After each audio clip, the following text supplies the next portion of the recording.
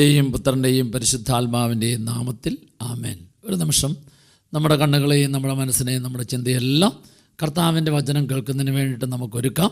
കർത്താവിൻ്റെ ആത്മാവ് നമ്മിൽ നിറയാൻ, നമ്മുടെ ചിന്തയെ പരിശുദ്ധാത്മാവ് നയിക്കാൻ വചനത്തിലൂടെ തരുന്ന ദൈവികമായ പ്രകാശവും ചൈതന്യവും നമ്മുടെ സ്വഭാവത്തിലും ജീവിതത്തിലും സ്വീകരിച്ച് ഇന്ന് വരെ ജീവിച്ചതിനേക്കാൾ അല്പം കൂടി മെച്ചപ്പെട്ട രീതിയിൽ എൻ്റെ വാക്കുകൾ, പ്രവൃത്തികൾ, പെരുമാറ്റം, ജീവിതം എനിക്കും മറ്റുള്ളവർക്കും എൻ്റെ കുടുംബത്തിനും കുടുംബാംഗങ്ങൾക്കും ഞാൻ ജോലി ചെയ്യുന്ന സ്ഥലത്തുമെല്ലാം കൂടുതൽ ചൈതന്യം നിറഞ്ഞതായി മാറുവാൻ കർത്താവേ നിൻ്റെ വചനത്തിലൂടെ എന്നെ സഹായിക്കണമേ. ആ സഹായിക്കുന്ന വചനത്തെ ഉൾക്കൊള്ളാനും ഉള്ളിൽ സ്വീകരിക്കാനും അവിടുന്ന് എന്നെ സഹായിക്കണമേ. പിതാവും പുത്രനും പരിശുദ്ധാത്മാവുമായ സർവേശ്വര എന്നേക്കും ആമേൻ. Praise the Lord. ഹല്ലേലൂയ. സ്നേഹമുള്ളവരെ, മത്തായിയുടെ സുവിശേഷം 4-ാം അധ്യായത്തിൻ്റെ 5ഉം 6ഉം തിരുവചനങ്ങളിൽ അവിടെ നമ്മൾ കാണുകയാണ്, പിശാച് യേശുവിനെ ജെറുസലേം ദേവാലയത്തിൻ്റെ ഏറ്റവും അഗ്രത്തിൽ കൊണ്ട് നിർത്തി. നമ്മൾ ഓർക്കേണ്ട ഒരു കാര്യം, വെറും ഒരു പിശാച് ദൈവത്തിൻ്റെ പുത്രനെ ജെറുസലേം ദേവാലയത്തിന് മുകളിൽ കയറ്റി നിർത്തിയെന്ന് എന്ന് പറഞ്ഞാൽ പിശാചിന് അങ്ങനെ ഒരു അനുവാദം ദൈവം കൊടുത്തു. എന്തിനായിരിക്കും അങ്ങനത്തെ അനുവാദം കൊടുക്കുന്നത്? അനുവാദം കൊടുക്കുന്നത്, നീ ദൈവത്തിൻ്റെ ചൈതന്യത്തിലും സ്നേഹത്തിലും രൂപത്തിലും സൃഷ്ടിക്കപ്പെട്ട വ്യക്തിയാണ്. നിനക്ക് നിന്നെ പിശാചിന് തൊടാൻ പറ്റിയേല, പിശാചിന് തൊടാൻ പറ്റിയേല, വീഴിക്കാൻ പറ്റിയേല എന്ന് നീ തെളിയിക്കണം. നീ അഗ്നിശുദ്ധി വരുത്തണം. 1 യോഹന്നാൻ 4-ാം അധ്യായം 4-ാം തിരുവചനം. നിൻ്റെ ഉള്ളിലുള്ളവൻ, നിനക്ക് കർത്താവ് തന്ന കർത്താവിൻ്റെ ആത്മാവ് ലോകത്തിലുള്ളവനേക്കാൾ, പിശാചിനേക്കാൾ ശക്തനാണ്, വലിയവനാണ് എന്ന് നിൻ്റെ ജീവിതം കൊണ്ട് നീ കാണിച്ചു കൊടുക്കണം. ഇതാണ് അതിലൂടെ ദൈവം ആഗ്രഹിക്കുന്ന കാര്യം. അപ്പം സ്വന്തം പുത്രനെ പോലും പ്രലോഭകന് പിതാവ് വിട്ടുകൊടുത്തെങ്കിൽ എൻ്റെയും നിങ്ങളുടെയും ജീവിതത്തിൽ അതുണ്ടാകും. അതുകൊണ്ടാണ് കർത്താവിൻ്റെ വചനം പറയുന്നത്, മത്തായിയുടെ സുവിശേഷം 18-ാം അധ്യായം 7-ാം തിരുവചനം, പ്രലോഭനങ്ങൾ ഉണ്ടാകേണ്ടതാണ്, പ്രലോഭനങ്ങൾ ഉണ്ടാകേണ്ടതാണ്. പക്ഷെ അടുത്ത വചനം പറയുക, നീ പ്രലോഭനത്തിന് ഹേതു ആകരുത്, അതിന് കാരണമാകരുത്. ആയാൽ അത് നിനക്ക് ദുരിതമാവും. നിനക്ക് ദുരിതം വരിയേല, പരാജയം വരിയേല, നഷ്ടം വരിയേല, നീ പ്രലോഭനായ പിശാചിനെ വിജയിച്ചാൽ. അപ്പോൾ ദേവാലയത്തിൻ്റെ അഗ്രസ്ഥാനത്ത് യേശുവിനെ കൊണ്ട് നിർത്തി എന്ന് പറഞ്ഞാൽ അതിൻ്റെ അർത്ഥം നിൻ്റെ ജീവിതത്തിൽ നിൻ്റെ അറിവിനും കഴിവിനും അതീതമായിട്ടുള്ള ഒത്തിരിയേറെ സ്ഥാനമാനങ്ങൾ നിനക്ക് കർത്താവ് തരും. അപ്പോൾ ദേവാലയത്തിൻ്റെ അഗ്രത്തിൽ എന്ന് പറഞ്ഞാൽ ലോകത്തിലെ ഏറ്റവും ഉന്നതമായിട്ടുള്ള, നിനക്ക് എത്തിപ്പിടിക്കാൻ പറ്റാത്ത വിധത്തിലുള്ള ചില കഴിവുകൾ അല്ലെങ്കിൽ നിനക്ക് ചില സ്ഥാനമാനങ്ങൾ തരും. അങ്ങനെ നിനക്ക് ലഭിക്കുമ്പോൾ നീ ഒരു തിരിച്ചറിവ് സ്വീകരിക്കണം. ഈ ദേവാലയത്തിന് മുകളിൽ നീ താഴേക്ക് ചാട്. അങ്ങനെ ചാടി നിനക്ക് ശക്തിയുണ്ട്, ബലമുണ്ട് എന്ന് നീ കാണിച്ചു കൊടുക്ക്. എന്നിട്ട് പിശാച് പറഞ്ഞു, നിനക്ക് പേടിക്കേണ്ട കാര്യമില്ല, നിൻ്റെ കാലുകൾ കല്ലിൽ തട്ടാതിരിക്കാൻ മാലാഖമാരൊക്കെ നിനക്ക് സംരക്ഷണം തന്നുകൊള്ളും, നിന്നെ നോക്കിക്കോളും. ഇത് നമുക്ക് ചില അധികാര സ്ഥാനങ്ങൾ തരുമ്പോഴേക്കും കുറേ അനുയായികളുണ്ടാവും. ഈ അനുയായികളൊക്കെ ഒരു വിധത്തിലല്ല മറ്റു വിധത്തിൽ എന്ത് ചെയ്യും? ഈ അധികാരിനെ പ്രീതിപ്പെടുത്താൻ വേണ്ടി നോക്കിക്കൊണ്ടിരിക്കും. ഈ ഭൂമിയിൽ എല്ലാ വ്യക്തികൾക്കും ഒരു വിധത്തിൽ അല്ലെങ്കിൽ മറ്റു വിധത്തിലൊരു അധികാരമുണ്ട്. നീ ഒരു ഭർത്താവാണെങ്കിൽ നിനക്ക് ഭർത്താവിൻ്റെ ഒരു അധികാരമുണ്ട്. നീ ഭാര്യയാണെങ്കിൽ ഭാര്യയുടെ ഒരു അധികാരമുണ്ട്, നീ അപ്പനാണെങ്കിൽ അപ്പൻ്റെ ഒരു അധികാരമുണ്ട്, നീ അമ്മയാണെങ്കിൽ അമ്മയുടെ ഒരു അധികാരമുണ്ട്, നീ അധ്യാപകനാണെങ്കിൽ അധ്യാപകൻ്റെ ഒരു അധികാരമുണ്ട്, നീ വൈദികനാണെങ്കിൽ വൈദികൻ്റെ ഒരു അധികാരമുണ്ട്. നീ സമൂഹത്തിൽ വ്യത്യസ്തമായ തലങ്ങളിലായിരിക്കുന്ന വ്യക്തിയാണെങ്കിലും നിനക്ക് അവിടെ ഒരു കൊച്ചധികാരമെങ്കിലും ഉണ്ടാവും. ഇപ്പം കർത്താവിൻ്റെ വചനം പറഞ്ഞിരിക്കുകയാണ്, ഈ അധികാരത്തെ കാണിച്ചിട്ട് പ്രലോഭകനായ പിശാച് നിന്നെ പരീക്ഷിക്കാനായിട്ട് നോക്കും. Price the Lord. അപ്പോൾ സ്നേഹമുള്ളവരെ, അധികാരത്തിൻ്റെ മേഖല എന്തിനാണ് എന്ന് കർത്താവ് പറഞ്ഞിരിക്കുകയാണ്. പ്രലോഭകനായ സാത്താൻ്റെ ആ പ്രലോഭനത്തിൽ വീഴാതെ എന്താണ് അധികാരം, ആരാണ് അധികാരി എന്ന് ഈശോ കാണിച്ചു കൊടുക്കുന്നതിന് വേണ്ടിയിട്ട് യേശു ചെയ്തത് ശിഷ്യന്മാരുടെ പാദങ്ങൾ കഴുകുകയാണ് ചെയ്തത്. യോഹന്നാന്റെ സുവിശേഷം 13-ാം അധ്യായം 13-14 തിരുവചനങ്ങൾ. യേശു ശിഷ്യന്മാരുടെ പാദങ്ങൾ കഴുകിയതിന് ശേഷം ഈശോ അവരോട് ചോദിച്ചു, ഞാൻ ചെയ്തതിൻ്റെ അർത്ഥം എന്താണെന്ന് നിങ്ങൾക്ക് മനസ്സിലായോ? നിങ്ങൾ എന്നെ ഗുരുവെന്നും കർത്താവുമെന്നാണ് വിളിക്കുന്നത്, ശരിയാണ്, അർത്ഥവത്താണ്. നിങ്ങളുടെ ഗുരുവും കർത്താവുമായി ഞാൻ നിങ്ങളുടെ പാദങ്ങൾ കഴുകിയെങ്കിൽ നിങ്ങളും പരസ്പരം പാദങ്ങൾ കഴുകാൻ തയ്യാറാകണം. നിങ്ങളും പരസ്പരം പാദങ്ങൾ കഴുകാൻ തയ്യാറാകുമ്പോഴാണ് ഞാൻ നിങ്ങളുടെ ഗുരുവാകുന്നത്, ഞാൻ നിങ്ങളുടെ കർത്താവാകുന്നത്, നിങ്ങൾ എൻ്റെ ശിഷ്യരാകുന്നത്. അപ്പോൾ ഈശോ അധികാരത്തെക്കുറിച്ച് പഠിപ്പിച്ചു കൊടുത്ത കാര്യം ഇതാണ്. ആരാണ് അധികാരി? ശുശ്രൂഷ ചെയ്യുന്നവനാണ് അധികാരി. എന്താണ് ശുശ്രൂഷ? പാദം കഴുകുന്നതാണ് ശുശ്രൂഷ. സ്നേഹമുള്ളവരെ, അപ്പോൾ പാദം കഴുകുന്നതാണ് ശുശ്രൂഷ. അധികാരം എന്തിനു വേണ്ടിയിട്ടാണ്? ശുശ്രൂഷിക്കാൻ വേണ്ടിയിട്ടാണ്. അപ്പം മനസ്സിലാക്കണം, ഒരു ഭർത്താവ് ഭർത്താവിൻ്റെതായ ശുശ്രൂഷ ചെയ്യുന്നത് ഭാര്യയുടെ പാദം കഴുകുമ്പോഴാണ്. പാദം കഴുകുക എന്ന് പറഞ്ഞാൽ കാലെടുത്ത് കൈ പിടിച്ചാലേ കാല് കഴുകാൻ പറ്റുള്ളൂ. അപ്പം അതിൻ്റെ അർത്ഥം എങ്ങനെയാണ്? നീ ഭർത്താവാണെങ്കിൽ ഭർത്താവായ നീ ഭാര്യയുടെ പാദത്തേക്കാൾ താഴണം നിൻ്റെ പ്രവൃത്തി. സ്നേഹമുള്ളവർ, ഡിവൈൻ ധ്യാന കേന്ദ്രം ആരംഭിച്ച നാൾ മുതൽ ഇന്ന് വരെ എല്ലാ വർഷവും വിശുദ്ധ വാരത്തിൽ ദമ്പതികൾക്ക് വേണ്ടിയിട്ടുള്ള ധ്യാനത്തിൽ, ആ ധ്യാനം നടക്കുന്നതിൽ ശിഷ്യന്മാരുടെ പാദങ്ങൾ കഴുകുന്ന ഓർമ്മ അനുസ്മരിക്കുന്ന പെസഹ വ്യാഴാഴ്ച 12 പേരുടെ പാദങ്ങൾ കഴുകിയതിന് ശേഷം ആ ആഴ്ചയിൽ ഭാര്യയും ഭർത്താവ് ഒന്നിച്ച് ധ്യാനിക്കാനായിട്ട് വന്ന ഭാര്യ ഭർത്താക്കന്മാർ പരസ്പരം പാദങ്ങൾ കഴുകും. അതിനുശേഷം അവർക്ക് യേശു കാണിച്ചെന്ന ഈ ശുശ്രൂഷയുടെ ഓർമ്മയായി ഡിവൈൻ ധ്യാന കേന്ദ്രത്തിൽ വിശുദ്ധ വാരത്തിൽ ധ്യാനം കൂടിയതിൻ്റെ അനുസ്മരണത്തിന് അവർക്ക് ഈശോ ശിഷ്യന്മാരുടെ പാദങ്ങൾ കഴുകുന്ന ആ ഫോട്ടോ ഒരു തുണിയിൽ അടിച്ച് ആഴ്ചയിൽ ദമ്പതികളായിട്ട് ധ്യാനത്തിന് വന്നവർക്ക് കൊടുത്തുവിടും. അങ്ങനെ ഇത് കിട്ടിയ ഒരു ഭാര്യയും ഭർത്താവും ഡിവൈൻ ധ്യാന കേന്ദ്രത്തിൽ ധ്യാനിച്ചതിൻ്റെ, വിശുദ്ധ വാരത്തിൽ ധ്യാനിച്ചതിൻ്റെ ഓർമ്മയ്ക്കായിട്ട് ആ കൊണ്ടുപോയ ആ തുണി ഈശോ ശിഷ്യന്മാരുടെ പാദം കഴുകി ചുംബിക്കുന്ന ആ ഫോട്ടോയുള്ള തുണി അവർ ഫ്രെയിം ചെയ്തിട്ട് അവർ കിടക്കുന്ന മുറിയിൽ വയ്ക്കും. എന്നിട്ട് ഈ ഭാര്യയും ഭർത്താവും എല്ലാ വർഷവും ഇതുപോലെ വരും. അങ്ങനെ അവരുടെ ഈ ഡിവൈൻ ധ്യാന കേന്ദ്രത്തിൽ ധ്യാനം കൂടിയതിൻ്റെ ജൂബിലി വർഷം 25 വർഷം വന്നിട്ട് 25 ഇത് കിട്ടി. അപ്പോൾ ഒരെണ്ണം ഫ്രെയിം ചെയ്ത് വെച്ചിട്ടുണ്ട്, ബാക്കിയുള്ള എല്ലാം ഇങ്ങനെ അവരുടെ മുറിയിലെ അലമാരിയിൽ ഇങ്ങനെ കാണാവുന്ന വിധത്തിൽ അടുക്കി അടുക്കി വെച്ചിട്ടുണ്ട്. അവർ പറയും, കഴിഞ്ഞ 25 വർഷമായിട്ട് എല്ലാ ദിവസവും രാത്രിയിൽ കിടക്കാനായിട്ട് മുറിയിൽ ചെന്ന് കഴിഞ്ഞാൽ ആ ഫ്രെയിം ചെയ്ത് വെച്ചിരിക്കുന്ന ആ ഫോട്ടോയിലേക്ക് നോക്കി അവർ ഓരോ ദിവസവും കിടന്നുറങ്ങും. അപ്പോൾ കിടന്നുറങ്ങാൻ മുന്നേ ഉറപ്പ് വരുത്തും. ഭർത്താവ് ഭാര്യയുടെ മുമ്പിൽ പല വിധത്തിലുള്ള അഭിപ്രായ വ്യത്യാസങ്ങളും കാര്യങ്ങളൊക്കെ ഉണ്ടായിട്ടുണ്ട്. പക്ഷേ അത് രണ്ടു പേരും ചിന്തിക്കും, ഞങ്ങളെ എളിമയിലേക്ക്, താഴ്മയിലേക്ക്, ശുശ്രൂഷയിലേക്ക് നയിച്ചു. ആരാണ് അധികാരി?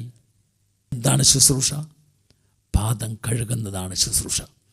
അതുകൊണ്ടാണ് ഈശോ പറഞ്ഞത്, മത്തായിയുടെ സുവിശേഷം 20-ാം അധ്യായം 27-ഉം 28-ഉം തിരുവചനം, തങ്ങളിൽ ആരാണ് വലിയവൻ എന്ന് തർക്കിച്ച ശിഷ്യന്മാരുടെ മുമ്പിൽ ഈശോ പറഞ്ഞു കൊടുത്തു, നിങ്ങളിൽ വലിയവനാകാൻ ആഗ്രഹിക്കുന്നവൻ എല്ലാവരുടെയും ശുശ്രൂഷകനായിരിക്കണം. ഒന്നാമനാകാൻ ആഗ്രഹിക്കുന്നവൻ എല്ലാവരുടെയും ദാസനായിരിക്കണം. നിങ്ങളുടെ വലിപ്പം നിശ്ചയിക്കുന്നത് നിങ്ങളുടെ ശുശ്രൂഷ കണ്ടുകൊണ്ട് വേണം. നിങ്ങളുടെ ശുശ്രൂഷയാണ് നിങ്ങളുടെ വലിപ്പത്തെ, നിങ്ങളുടെ അധികാരത്തെ നിശ്ചയിക്കുന്നത്. എന്താണ് ശുശ്രൂഷ? പാദം കഴുകുന്നതാണ് ശുശ്രൂഷ. എന്താണ് ശുശ്രൂഷ? എന്നോട് മാനസികമായിട്ട് സ്നേഹവും അടുപ്പവും താല്പര്യവും ഇല്ലാത്ത വ്യക്തിയെ നേടുന്നതിന് വേണ്ടിയിട്ട് അവൻ നിൽക്കുന്നതിൻ്റെ താഴെ എൻ്റെ പ്രവൃത്തി ചെയ്ത് അവനെ ഉയർത്തുന്നതാണ് ശുശ്രൂഷ. സ്നേഹമുള്ളവരെ, ഇങ്ങനെ ഒരു മനോഭാവം നമ്മൾ സ്വീകരിച്ചില്ല എങ്കിൽ ഭാര്യ-ഭർത്തൃബന്ധം, കുടുംബ ബന്ധം, മക്കളും മാതാപിതാക്കന്മാരും തമ്മിലുള്ള ബന്ധം തകർക്കാൻ അധികാരത്തിൻ്റെ പേരിൽ എനിക്ക് വലിപ്പമുണ്ട്, ഞാനാണ് ഭർത്താവ്, അതുകൊണ്ട് നീ കേൾക്കണം, അങ്ങനെ നിങ്ങൾ പറയുന്നതായ കാര്യമൊന്നും കേൾക്കേണ്ട കാര്യമില്ല. എന്തെന്നാൽ ഞാനാണ് ജോലി ചെയ്ത് ശമ്പളം കൊണ്ട് വീട് മുമ്പോട്ട് കൊണ്ടുപോകുന്നത്. അപ്പോൾ ഭർത്താവാണ് അധികാരി എന്ന് പറയുമ്പോൾ ഭാര്യ പറയും, പണം കൊണ്ട് കുടുംബം പുലർത്തുന്നത് ഞാനാണ്, അതുകൊണ്ട് എനിക്കാണ് പറയാൻ അവകാശം. അതെ, ഇന്ന് ഇങ്ങനെയുള്ള അധികാരത്തെ നോക്കി ഭാര്യ ഭർത്തൃബന്ധത്തെ, മാതാപിതാക്കന്മാരും മക്കളും തമ്മിലുള്ള ബന്ധത്തെ, കുടുംബ ബന്ധങ്ങളെല്ലാം ശിഥിലീകരിക്കാനായിട്ട് പിശാച് കൊണ്ടുവരുന്ന ഒരു പ്രേരണയാണ് ഈ അധികാരത്തിൻ്റെ മേഖല. അതുകൊണ്ട് ഈശോ കാണിച്ചു തന്നു, എന്നെപ്പോലും പിശാച് ഈ അധികാരത്തിൻ്റെ കാര്യം പറഞ്ഞ് പ്രലോഭിപ്പിക്കാൻ നോക്കിയെങ്കിൽ നീ എത്രയോ ഈ കാര്യത്തിൽ ശ്രദ്ധിക്കണം എന്നൊരു ബോധ്യം നിനക്കുണ്ടാകണം. അപ്പോൾ ഒന്ന്, അധികാരം ശുശ്രൂഷയാണ്. 2, അധികാരം എളിമപ്പെടലാണ്.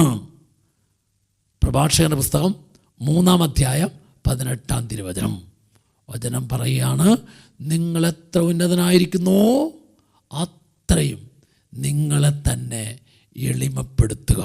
എത്ര ഉന്നതനായിരിക്കുന്നോ അത്രയും നീ നിന്നെ തന്നെ വിനീതനാക്കുക. നിന്റെ വലിപ്പം നിശ്ചയിക്കുന്നത് എളിമയിലാണ്. 3, അധികാരം പങ്കുവയ്ക്കുന്നതിന് വേണ്ടിയിട്ടാണ്. എനിക്ക് എന്തോരം ഉന്നതിയുണ്ടോ ഞാൻ ആ ഉന്നതി മുഴുവൻ മറ്റുള്ളവരുമായിട്ട് പങ്കുവയ്ക്കുന്ന, മറ്റുള്ളവരെ ചേർത്ത് പിടിക്കുന്ന മനോഭാവത്തിലേക്ക് വളരാനും വളർത്താനും സാധിക്കണം. അപ്പസ്തോല പ്രവർത്തനങ്ങൾ 4-ാം അധ്യായം 32 വരെയുള്ള വചനം പറയുകയാണ്, വിശ്വാസികളുടെ സമൂഹത്തിന് ഒരേ ആത്മാവും ഒരേ മനസ്സുമാണ് ഉണ്ടായിരുന്നത്. ആരും തങ്ങളുടെ വസ്തുവകൾ സ്വന്തമെന്ന് അവകാശപ്പെട്ടില്ല. പ്രത്യുത അതെല്ലാം പങ്കുവെച്ച് അനുഭവിച്ചു. എനിക്കുള്ള അറിവാകട്ടെ, കഴിവാകട്ടെ, സമ്പത്താകട്ടെ, പണമാകട്ടെ, അതിനെ പങ്കുവെച്ച് ചേർത്ത് പിടിക്കുമ്പോൾ അവിടെയാണ് യഥാർത്ഥത്തിൽ ദൈവം ആഗ്രഹിക്കുന്ന ഒരു അധികാരത്തിൻ്റെ ചൈതന്യം നിറഞ്ഞു നിൽക്കുന്നത് എന്ന് നമ്മൾ തിരിച്ചറിയണം. ഇനി 4-ാമത്തെ കാര്യം, അധികാരത്തിൻ്റെ ഇരിപ്പിടം കഴുതപ്പുറമാണ് എന്ന് തിരിച്ചറിയണം. അതാ രാജാതിരാജനായ ഈശോ രാജകീയമായ പ്രവേശം ഓശാന നാളിൽ അവിടുന്ന് ഒരു കഴുതയെ തിരഞ്ഞെടുത്തത്. അവിടുന്ന് കഴുതയുടെ പുറത്താണ് ഇരുന്ന് താൻ രാജാക്കന്മാരുടെ എല്ലാം രാജാവാണ് എന്ന് ലോകത്തിന് മുമ്പിൽ കാണിച്ചു കൊടുത്തത്. മുമ്പിലും പിമ്പിലും നടന്ന ജനം മുഴുവനും ഇങ്ങനെ ഓശാന പാടി ആർത്തട്ടഹസിച്ചു. അവരെല്ലാം സന്തോഷത്തോടെ വിളിച്ചു, ആർത്ത് വിളിച്ചു ഓശാന. ആ സന്തോഷത്തിൻ്റെ വിളി അവിടെ മുഴുവൻ മുഖരിതമായി. പക്ഷേ ഈശോ രാജാതിരാജൻ ഇരിക്കാൻ തിരഞ്ഞെടുത്തത് കഴുതപ്പുറമാണ്. ഒരു തിരിച്ചറിവ് തരികയാണ്, നിൻ്റെ അധികാരം എന്തെല്ലാമായാലും നീ എപ്പോഴും ഇരിക്കുന്ന കസേര, അധികാരത്തിൻ്റെ സ്ഥാനം ഒരു കഴുതപ്പുറമാണ്. തിരിച്ചറിയണം. തിരിച്ചറിഞ്ഞില്ലെങ്കിൽ അത് നിന്നെ കഴുതയാക്കും. Price the Lord. സ്നേഹമുള്ളവരെ, അപ്പോൾ അധികാരം ശുശ്രൂഷയ്ക്ക്, അധികാരം എളിമപ്പെടാൻ, അധികാരം പങ്കുവയ്ക്കാൻ, അധികാരം നിനക്ക് മറ്റുള്ളവരുടെ മുമ്പിൽ നീ ഏറ്റവും വിനീതനാണെന്ന് കാണിച്ചു കൊടുക്കുന്ന, യേശു കാണിച്ചെന്ന പോലെ വിനീതൻ്റെ അടയാളമായ കഴുതപ്പുറത്ത് കയറി. അത് ഒരു തിരിച്ചറിവിന് വേണ്ടിയിട്ടാണ്. ഇനി രണ്ടാമത് കൊണ്ടുവരുന്ന അടുത്തൊരു പരീക്ഷണമാണ് പിശാചിൻ്റെത്. അത് ഈശോ കാണിച്ചു തന്നു. അതായത് മത്തായിയുടെ സുവിശേഷം 4-ാം അധ്യായത്തിൻ്റെ 8-9 തിരുവചനം. അവനൊരു ഉയർന്ന മലയിലേക്ക്, യേശുവിനെ ഒരു ഉയർന്ന മലയിലേക്ക് പിശാച് കൊണ്ടുപോയി. അപ്പോൾ ഇങ്ങനെ പിശാചിന് എവിടെയും കൊണ്ടുപോകാൻ തക്ക വിധത്തിൽ ഇങ്ങനെ വിട്ടുകൊടുത്തിരിക്കുക. എന്തിനു വേണ്ടിയിട്ട്? ഞാനും നിങ്ങളും കാണണം, എന്നിട്ട് നമുക്കൊരു ബോധ്യം കിട്ടണം. നമ്മൾ മനഃപൂർവ്വം ഈ പിശാചിനെ തോൽപ്പിക്കാനായിട്ട് ശ്രദ്ധിക്കുന്നില്ലെങ്കിൽ അവന് കിട്ടിയ അധികാരം ഉപയോഗിച്ച് ഏത് വിധത്തിലും വീഴിക്കാനൊക്കെ നോക്കും. ഇപ്പം എന്താ, ഉയർന്ന മലയിലേക്ക് കൊണ്ടുപോയിട്ട് ലോകം അതിലുള്ള സകല വസ്തുക്കളും കാണിച്ചു കൊടുത്തിട്ട് പറഞ്ഞു, ഇതിന് മുഴുവൻ അധികാരം ഞാനാണ്, നീ എന്നെ കുമ്പിട്ട് ആരാധിച്ചാൽ ഇത് മുഴുവൻ ഞാൻ നിനക്ക് തരാം. ശുദ്ധ നുണയാ പറഞ്ഞത്, നോൺസെൻസ്, നോണ.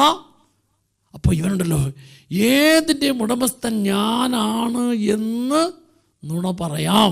അപ്പം എന്താ അവൻ്റെ നുണയുടെ പ്രത്യേകത? ഈശോ പറഞ്ഞു, നീ ശ്രദ്ധിക്കണം, അവൻ നുണയനാണ്. യോഹന്നാന്റെ സുവിശേഷം 8-ാം അധ്യായം 44-ാം തിരുവചനം, അവൻ നുണയനാണ്, നുണയുടെ പിതാവാണ്. അതുകൊണ്ട് എന്ത് ചെയ്യും? സത്യമാണെന്ന് വിചാരിക്കുന്ന വിധത്തിൽ നുണയനെ പറഞ്ഞ് അവതരിപ്പിക്കാനായിട്ട് ഈ പിശാചിന് സാധിക്കുകയാണ്. അവനാണ് അതിൻ്റെ ഉടമസ്ഥൻ. അതുപോലെ തന്നെ ആ കേൾക്കുന്നത് ചിലപ്പോൾ സന്തോഷകരമായ സുഖകരമായതാണെന്ന് തോന്നും. അങ്ങനെയാ, അത് സത്യമാണ്, അത് നല്ലതാണ്, അത് സുഖമാണ് എന്ന് തോന്നിപ്പിക്കുന്ന വിധത്തിൽ അവന് അതിനെ കൊണ്ടുവരാനായിട്ട്, അവതരിപ്പിക്കാനായിട്ട്, നിൻ്റെ ചിന്തയിൽ അങ്ങനെ കുത്തിവെക്കാനായിട്ട് അവന് സാധിക്കും. ഇത് കർത്താവ് പറഞ്ഞറിയാം. പിന്നെ യാതൊരു യാഥാർത്ഥ്യവും ഇല്ലാത്തത് യാഥാർത്ഥ്യമാണെന്ന് പറഞ്ഞിരിക്കാൻ. അതാ സർവ്വസമ്പത്തിൻ്റെയും ഉടയവനായ കർത്താവിന് മുന്നിൽ പറയാണ്, ഈ സമ്പത്ത് നീ കാണുന്ന മുഴുവൻ എനിക്കെൻ്റെതാണ് എന്ന് പറയാൻ തക്ക വിധത്തിലുള്ള ധൈര്യം അവൻ കാണിച്ചു എന്നുള്ളതാണ് ഒരു പ്രത്യേകത. അപ്പോൾ അങ്ങനെ അവൻ കാണിക്കും. അപ്പം അതുകൊണ്ട് അടുത്തതൊരു കാര്യം ശ്രദ്ധിക്കേണ്ടത്, സാത്താൻ കൗശലക്കാരനാണ്. ഈ കൗശലമാണ് ഹവ്വായുടെ അടുത്ത് പ്രയോഗിച്ചത്. ഈ കൗശലം ഉപയോഗിച്ചാണ് ദൈവത്തിൻ്റെ പുത്രനായ യേശുവിൻ്റെ അടുക്കൽ അവൻ പ്രലോഭനങ്ങളുമായിട്ട്, പരീക്ഷയുമായിട്ട് വന്നത്. അതുകൊണ്ട് എനിക്കും നിങ്ങൾക്കും പറഞ്ഞു തരികയാണ്, നിൻ്റെ ജീവിതത്തിൽ പ്രലോഭകൻ വരുന്ന അടുത്തൊരു മേഖലയാണ് സമ്പത്ത്, അറിവ്, കഴിവ്. സമ്പത്തിൻ്റെ ഉടമസ്ഥൻ നീയാണ്. ഈ അറിവൊക്കെ ഇല്ലേ, ഈ അറിവിൻ്റെ ഉടമസ്ഥൻ നീയാണ്. നിനക്ക് ഒത്തിരി കഴിവില്ലേ, ഈ കഴിവിൻ്റെ ഉടമസ്ഥൻ നീയാണ് എന്ന് എൻ്റെ ബുദ്ധിയിലും ചിന്തയിലും പറഞ്ഞു തരും. എന്തിനു വേണ്ടിയിട്ടാണ്? അതിലൂടെ നിന്നെ വീഴിക്കാൻ വേണ്ടിയിട്ട്. Price the Lord. അപ്പോൾ സ്നേഹമുള്ളവരെ, നമ്മളെപ്പോഴും സമ്പത്ത് എൻ്റെതാണെന്ന് കരുതിയാൽ എനിക്ക് അഹങ്കാരം തോന്നും. അറിവും കഴിവും എൻ്റെതാണെന്ന് തോന്നിയാൽ എനിക്ക് അതിൽ അഹങ്കാരം തോന്നും. എങ്ങനെ എൻ്റേതാണെന്ന് തോന്നണേ? ഞാൻ മറ്റുള്ളവരുമായിട്ട് കമ്പയർ ചെയ്യും, താരതമ്യപ്പെടുത്തും. അവനേക്കാൾ ഉയർന്ന ജോലി സമ്പത്ത് എനിക്കുണ്ട്, അവളേക്കാൾ കൂടുതൽ അറിവും കഴിവും എനിക്കുണ്ട്. എപ്പോഴും എനിക്കുള്ളത് മറ്റുള്ളവരുമായിട്ട് കമ്പയർ ചെയ്യുമ്പോൾ അവരെക്കാൾ ഞാൻ എത്രയോ മെച്ചമാണ്, അവരെക്കാൾ എത്രയോ മെച്ചമാണെന്ന എന്ന കമ്പാരിസനാണ് എന്നെ എന്തിലേക്ക് നയിക്കുന്നത്? അഹങ്കാരത്തിലേക്ക് നയിക്കുന്നത്. ഇങ്ങനെ ഒരു അഹങ്കാരത്തിൻ്റെ ചിന്ത ഒരു മനുഷ്യനുണ്ടെങ്കിൽ അവൻ പിശാച് പിടികൂടും. എന്താ കാരണം? മാലാഖ അഹങ്കരിച്ചതാണ് പിശാച്.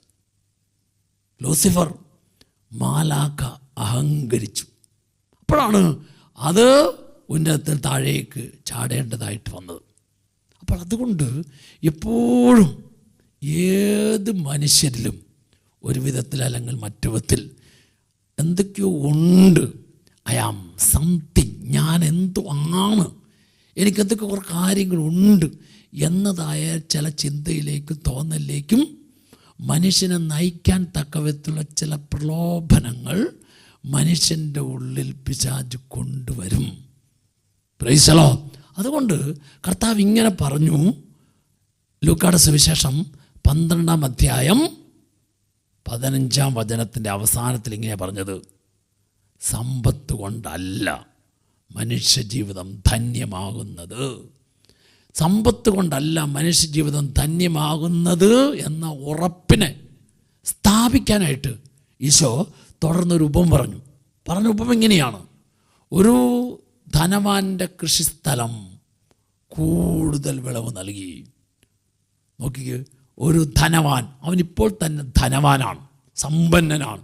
അവന് വീണ്ടും കൂടുതൽ കൊടുത്തു.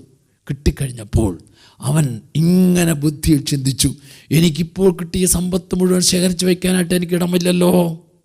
ഉടനെ അവൻ്റെ ബുദ്ധി അവന് പറഞ്ഞു കൊടുത്തു, ഞാനിപ്പോഴുള്ള അറപ്പുര പൊളിച്ച് കൂടുതൽ വലുതാക്കി പണിതിട്ട് എൻ്റെ സമ്പത്തും വിഭവങ്ങളും എല്ലാം ഞാൻ അതിനകത്ത് സൂക്ഷിച്ച് വെച്ചിട്ട് ഞാൻ എൻ്റെ ആത്മാവിനോട് പറയും, ആത്മാവേ, അനേക വർഷത്തേക്ക് ആവശ്യമായിട്ടുള്ള വിഭവങ്ങൾ മുഴുവൻ ശേഖരിച്ച് വെച്ച് കഴിഞ്ഞു. ഇനി ഒരൊറ്റ പണിയുള്ളൂ, തിന്നുക, കുടിക്കുക, ആനന്ദിക്കുക.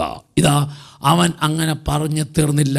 പറഞ്ഞവനെ ദൈവം വിളിച്ച പേരാണ് ലൂക്കായുടെ സുവിശേഷം 12-ാം അധ്യായം 20-ാം തിരുവചനം. ദൈവം അവനെ വിളിച്ചു, ഭോഷ, നീ ഈ രാത്രിയിൽ നിന്റെ ആത്മാവിനെ നിന്നിൽ നിന്നും ആവശ്യപ്പെട്ടാൽ നീ ഒരുക്കി വച്ചിരിക്കുന്നത് ആരുടേതാകും? എന്നിട്ട് പറയാ, ദൈവത്തിൻ്റെ സന്നിധിയിൽ സമ്പത്ത് ശേഖരിച്ച് വെക്കാത്ത ഏതൊരുവനും ഇതുപോലെ ആയിരിക്കും. ദൈവത്തിൻ്റെ മുൻപിൽ സമ്പത്ത് ശേഖരിച്ച് വയ്ക്കാത്ത ഏതൊരുവനും ഭോഷനായിരിക്കും. നമ്മൾ ഇനി അവിടെ പറഞ്ഞ കാര്യങ്ങൾ ശ്രദ്ധിച്ചാൽ, അവൻ അധ്വാനിച്ച് കഷ്ടപ്പെട്ട് ബുദ്ധിമുട്ടി സമ്പത്തുണ്ടാക്കിയത് തെറ്റാണോ? അല്ല. കൂടുതലായി കിട്ടിയതായ സമ്പത്ത് ശേഖരിച്ച് വയ്ക്കാൻ അറപ്പുര പൊളിച്ചു പണിത് തെറ്റാണോ? അല്ല. പിന്നെ എന്താണ്? നമ്മൾ വായിച്ചു കഴിഞ്ഞാൽ അവിടെ ഉണ്ടല്ലോ, ഇത് മുഴുവൻ കിട്ടിക്കഴിഞ്ഞപ്പോൾ അവൻ ചിന്തിച്ചതും പറഞ്ഞത് ഇങ്ങനെയാണ്: ഞാൻ എന്ത് ചെയ്യും? ഞാൻ എൻ്റെ അറപ്പുര പൊളിച്ച് കൂടുതൽ വരുന്നത് ഞാൻ എൻ്റേത് എന്ന അഹങ്കാര ചിന്തയാണ്. ദൈവം അത് മുഴുവൻ അവന് കൊടുത്തിട്ടും അവന് അത് ഉപയോഗിക്കാൻ പറ്റാതെ പോയത്.